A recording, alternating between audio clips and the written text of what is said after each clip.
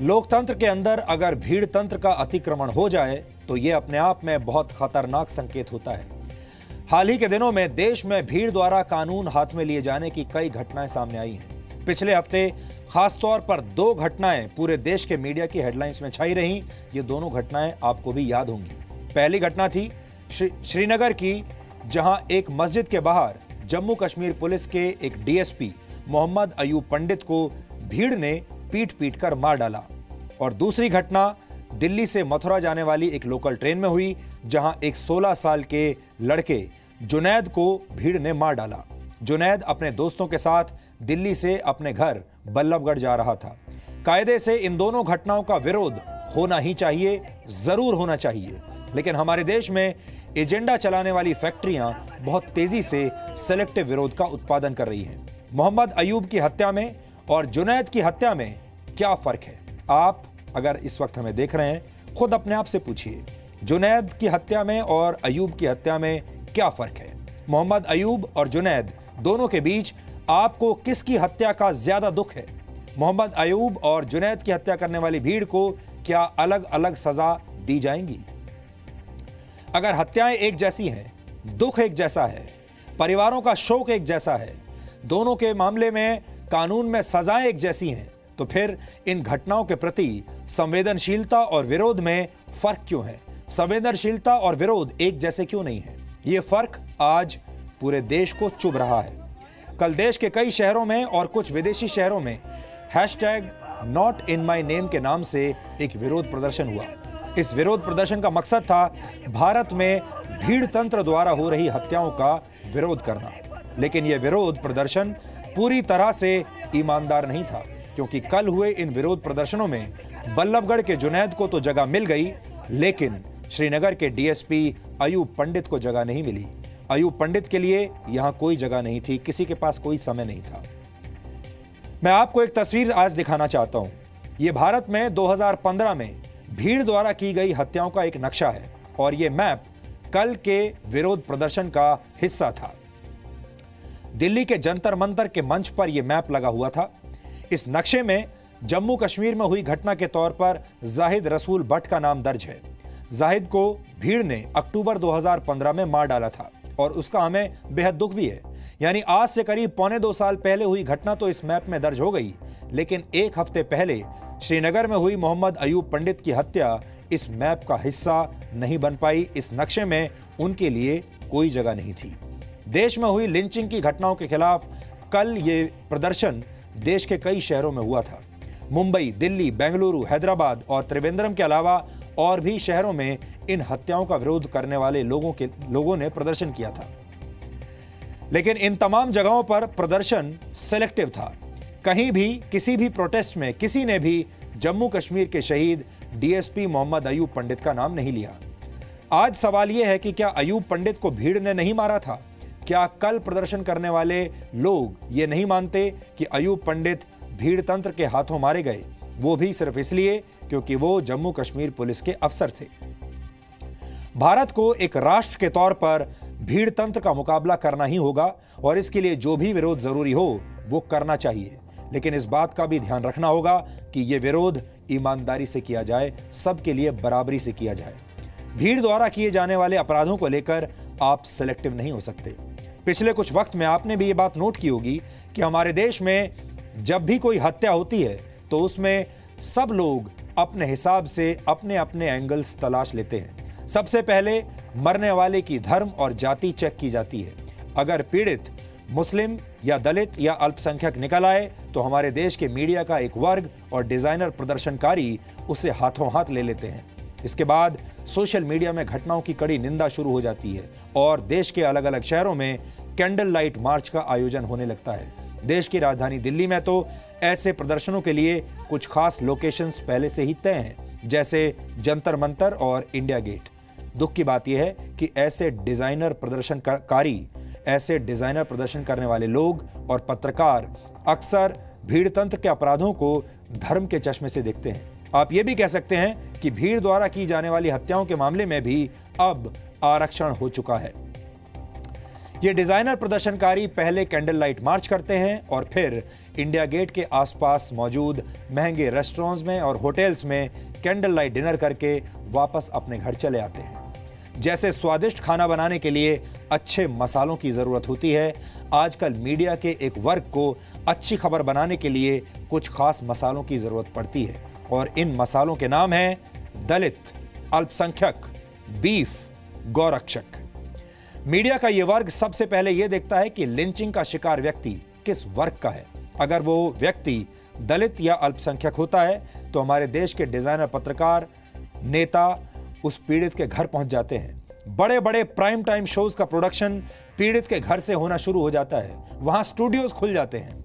घर की गरीबी और पीड़ित के परिवार वालों के इंटरव्यूज दिखाए जाते हैं। कहा जाता है कि भारत एक असहनशील देश बन चुका है। वर्ष 2015 में जब उत्तर प्रदेश के दादरी में अखलाक नामक एक व्यक्ति की हत्या हुई थी तो हमारे देश के तमाम डिजाइनर पत्रकार अखलाक के घर पहुंच गए थे। इन लोगों ने अखलाक की दर्दनाक हत्या को अपनी टीआरपी हासिल करने का एक माध्यम बना लिया था। इसी तरह जनवरी 2016 में जब हैदराबाद में एक छात्र रोहित वेमुला ने आत्महत्या की तो दलित एंगल पर रिपोर्टिंग करने के लिए ये पत्रकार हैदराबाद पहुंच गए। यहां पर बड़ी खबर यह नहीं थी कि एक व्यक्ति को, अखलाक के मामले में अगर आप देखें तो खबर यह नहीं बनाई गई कि एक व्यक्ति को भीड़ ने मार डाला, खबर यह बनाई गई कि एक मुस्लिम को भीड़ ने मार डाला। रोहित वेमुला के मामले में भी एक छात्र नहीं मरा था बल्कि एक दलित छात्र मरा था। लेकिन इन पत्रकारों को जम्मू कश्मीर पुलिस के शहीद डीएसपी मोहम्मद अयूब पंडित के घर जाने का वक्त नहीं मिला क्योंकि अयूब पंडित जैसे देशभक्त इनके एजेंडे को सूट नहीं करते। भीड़ तंत्र देश के लोकतंत्र के लिए खतरनाक है। जब भी किसी देश में भीड़ तंत्र से जुड़ी घटनाएं दिखती हैं तो उस देश की आंतरिक सुरक्षा खतरे में पड़ जाती है और जब भीड़ तंत्र बेकाबू हो जाता है तो फिर देश का हाल सीरिया जैसा हो जाता है। इसलिए भीड़ तंत्रों द्वारा की जाने वाली हत्याओं पर कड़ी कार्रवाई होनी ही चाहिए, लेकिन भीड़ तंत्र का विरोध करते हुए या इस पर रिपोर्टिंग करते हुए सिलेक्टिव कभी नहीं होना चाहिए।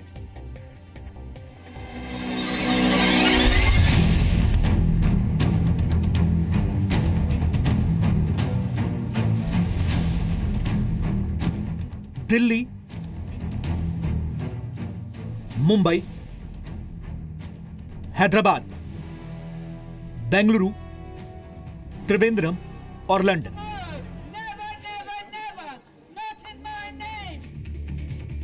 ये सिर्फ कुछ शहर हैं। कल hashtag not in my name के नाम से बहुत से शहरों में प्रदर्शन हुआ। मुद्दा मॉब लिंचिंग यानी भीड़ द्वारा की जाने वाली हत्याओं का था। लेकिन अब यह प्रदर्शन सवालों के घेरे में है और इसकी वजह है इन प्रदर्शनों में कुछ चुनी हुई घटनाओं की ही निंदा होना। As a solidarity to what happened from Dadri till the recent Junaid's killing, what is happening today in Jantar Mantar today, a democratic solidarity is being supported here in Tank Bund also. क्या seat विवाद को लेकर भीड़ के हाथों मारे गए जुनैद की मौत श्रीनगर में भीड़ के हाथों मारे गए डीएसपी की मौत से ज्यादा गंभीर है? जुनैद के साथ जो कुछ भी हुआ उसकी कड़ी निंदा होनी चाहिए। जुनैद अपने कुछ साथियों के साथ ईद की खरीदारी के लिए दिल्ली आया था और वापस अपने घर बल्लभगढ़ जाते वक्त उसका लोकल ट्रेन में कुछ लोगों से सीट को लेकर विवाद हो गया। आरोप यह भी है कि इन लोगों ने जुनैद और उसके साथियों को सांप्रदायिक ताने मारे और फिर विवाद इतना बढ़ा कि जुनैद को चाकुओं से गोद कर मार डाला। प्रधानमंत्री ने बोला है, ठीक है, बोलते हैं तो ये रुकते तो है नहीं। ये बदमाश, ये डकैत, ये जो देश चले कैसे? भाईचारा बना रहे तो अच्छा है, वरना देश में गड़बड़ हो जाएगी तो बहुत बुरा हो जाएगा। जुनैद की हत्या के कुछ आरोपियों की गिरफ्तारी भी हो गई है। इस घटना की जितनी निंदा होनी चाहिए उतनी कम है। इन आरोपियों के खिलाफ कड़ी से कड़ी कार्रवाई होनी चाहिए। हमारे देश में भीड़ को अपने हाथ में कानून लेने का कोई अधिकार नहीं है। लेकिन हैरानी तब होती है जब जुनैद के लिए तो डिजाइनर प्रदर्शनकारी सड़कों पर उतर आते हैं।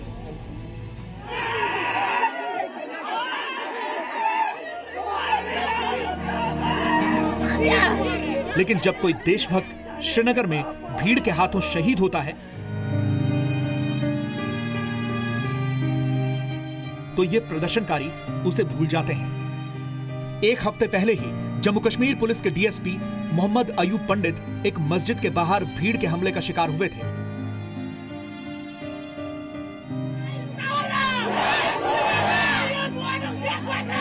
लेकिन अयूब पंडित के लिए देश और विदेश में ऐसे प्रदर्शन नहीं हुए। अयूब पंडित के लिए किसी ने नहीं कहा कि नॉट इन माय नेम, क्योंकि अयूब के केस में कोई बीफ या सांप्रदायिक एंगल शामिल नहीं था।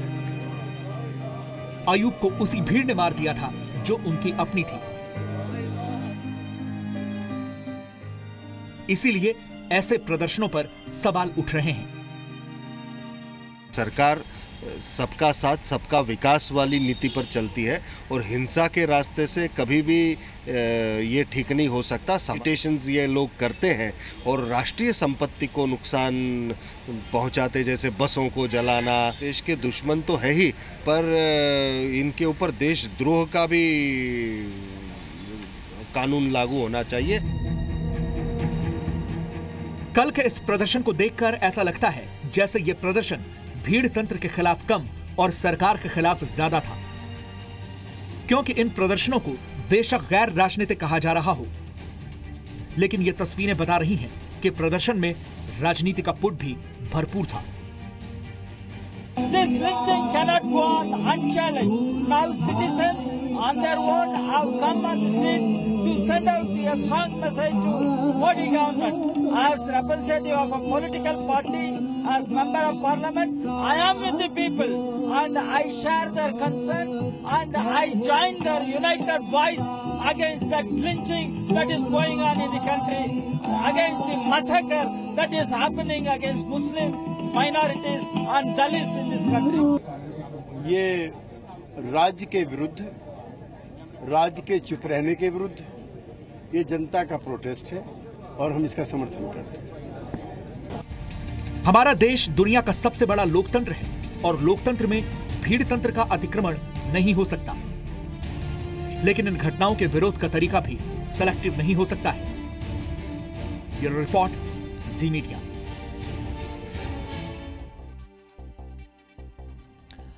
हम लगातार कह रहे हैं कि भीड़ तंत्र की घटनाओं का विरोध होना ही चाहिए। अपराध करने वाली भीड़ के खिलाफ कड़ी से कड़ी कार्रवाई होनी चाहिए। इस देश में एक भी घटना ऐसी नहीं होनी चाहिए और ऐसी घटनाओं को धर्म और जाति का चश्मा उतार कर देखना चाहिए। लेकिन इसके साथ साथ ये भी जरूरी है कि भीड़ तंत्र का विरोध करने के नाम पर प्रदर्शनकारियों और पत्रकारों को अपना गुप्त एजेंडा नहीं चलाना चाहिए।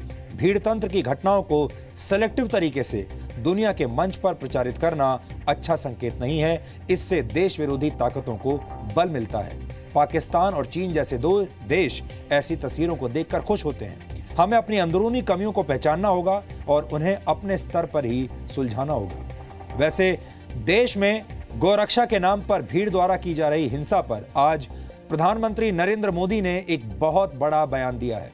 नरेंद्र मोदी ने कहा है कि गौ भक्ति के नाम पर हिंसा का रास्ता चुनने का अधिकार किसी को नहीं है। यहां पर नोट करने वाली बात यह है कि नरेंद्र मोदी अमेरिका के राष्ट्रपति डोनाल्ड ट्रंप से मिलकर हाल ही में वापस लौटे हैं। कूटनीति की दुनिया में बड़े बड़े झंडे गाड़कर आ रहे हैं। डोनाल्ड ट्रंप के साथ मुलाकात उन्होंने की, बड़ी बड़ी बातें की। आतंकवाद के खिलाफ वो अमेरिका के साथ मिलकर मोर्चा खोलेंगे। उद्योग के बारे में बात हुई, पर्यावरण के बारे में बात हो रही है। दोनों देशों के बीच में कैसे आपसी समझौते और बढ़ सकते हैं, इसके बारे में बात हो रही है। इसके बाद वो नेदरलैंड्स जाते हैं। वहाँ के प्रधानमंत्री उन्हें एक साइकिल गिफ्ट करते हैं। वो मशहूर तस्वीर भी आपने देखी होगी। वहाँ पर वो बात करते हैं पर्यावरण के बारे में, दुनिया भर के बारे में, दुनिया की राजनीति के बारे में। लेकिन इसके बावजूद अगले ही दिन जब वो अपने देश में लौटते हैं, अगले ही दिन अपने देश में लौटकर उन्हें यह कहना पड़ता है कि गाय के नाम पर हिंसा नहीं होनी चाहिए। सवाल यह है कि वो कौन से लोग हैं जो प्रधानमंत्री को इतना मजबूर कर रहे हैं कि उन्हें देश की कूटनीतिक सफलताओं और उपलब्धियों की बजाय फर्जी गोरक्षकों पर बयान देना पड़ता है। मैं कभी कभी ये जो गौरक्षा के नाम पर कुछ लोग अपनी दुकानें खोल करके बैठ गए हैं,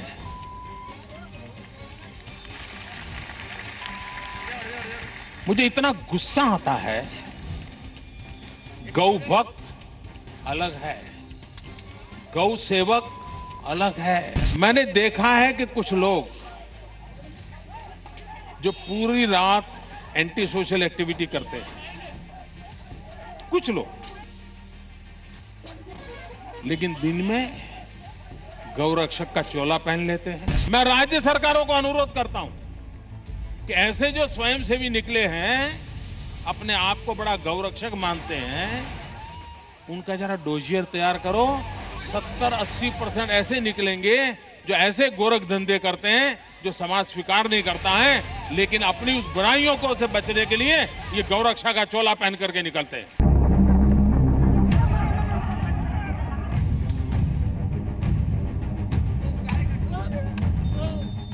इस देश में हर ऐसी हरकत का पर्दाफाश होना चाहिए जो देश हित के खिलाफ है।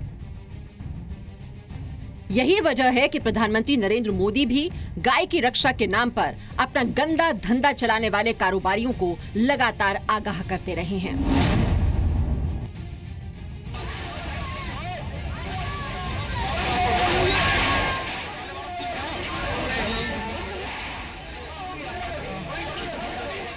बावजूद इसके पिछले दिनों ऐसी घटनाएं घटी जिसमें भीड़ ने अपने तरीके से इंसाफ किया।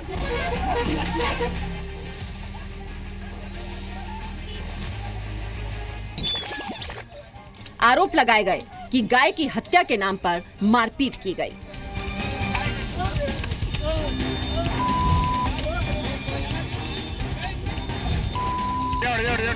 आरोप लगाए गए कि गाय की रक्षा के नाम पर इंसानियत को शर्मसार किया गया।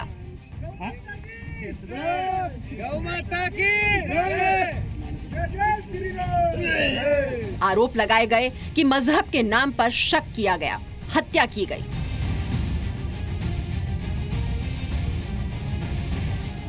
और तो और गाय के नाम पर सरकार को भी घेरने की कोशिश की गई।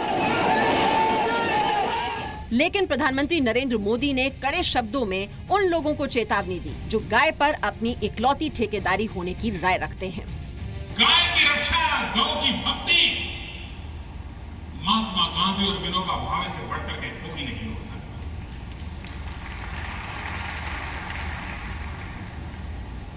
अगर गाय की भक्ति करनी है, गाय की रक्षा करनी है, तो गांधी जी ने और विनोबा जी ने हमें उत्तम राह दिखाई।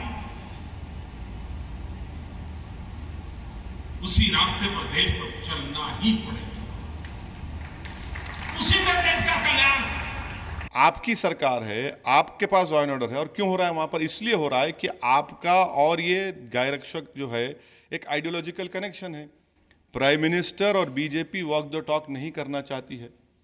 आप देख लीजिए ना कि उत्तर प्रदेश की जेलों में 69% ओवरक्राउड है, वहां पर आप गौशाला बनाएंगे। आप कानून बना दिए कि गुजरात में कि जो गाय को मारेगा उसको डेथ मिलेगी, मगर जो आदमी इंसान की जान ले रहा है उसको क्या करेंगे आप? प्रधानमंत्री मोदी गुजरात में हैं।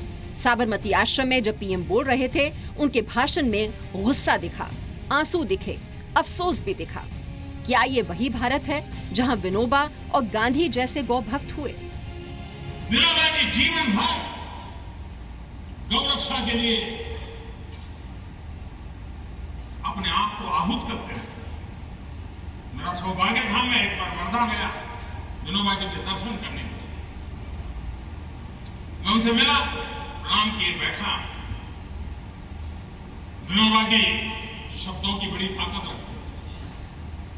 मैं बैठा, परिचय हुआ, मेरे सामने देखा, फिर मुझे कह रहे मर जाओ मर जाओ। मैं हैरान था, विनोबा जी कह रहे मर जाओ मर जाओ। मैं चुपचाप बैठा रहा, फिर धीरे से कहे गाय के लिए। पहले प्रधानमंत्री मोदी की पूरी बात सुनिए। शासन का नेतृत्व करने वाला शख्स अगर गौ रक्षा की बात करते हुए संविधान का हवाला देता है, इस पूरे देश को ध्यान से सुनना चाहिए। भारत का संविधान भी हमें उसका महत्व समझाता है, लेकिन क्या किसी इंसान को मारने का हमें हक मिल जाता है? क्या ये गौरक्षा है? क्या ये गौरक्षा है? पूज्य बापू का रास्ता ये नहीं हो सकता। विनोबा भावे का जीवन हमें ये संदेश नहीं देता है। ये हमारे मूल अहिंसा ये हम लोगों का जीवन धर्म रहा। हम कैसे आपात हो रहे हैं, डॉक्टर को मार दें, अकस्मात हो जाए ड्राइवर को मार दें, गाय के नाम पर इंसान को मार दें। अभी 2 दिन पहले भी झारखंड के गिरिडीह में गाय की हत्या के शक में एक घर को जला दिया गया। जाहिर है गाय के नाम पर गुंडागर्दी करने वालों को सख्त चेतावनी देने की जरूरत तो है। गाय के नाम पर किसी की हत्या की जाए तो कानून का काम करेगा, इंसान को कानून हाथ में लेने का हक नहीं है। देशवासियों से आग्रह करो, हिंसा समस्याओं का समाधान नहीं है। देश को आश्वासन और अल्टीमेटम के साथ साथ एक्शन भी चाहिए, लेकिन प्रधानमंत्री मोदी ने गौरक्षा और गुंडागर्दी के बीच जो लक्ष्मण रेखा खींची है, उसका मान कौन रखेगा? ब्यूरो रिपोर्ट, जी मीडिया।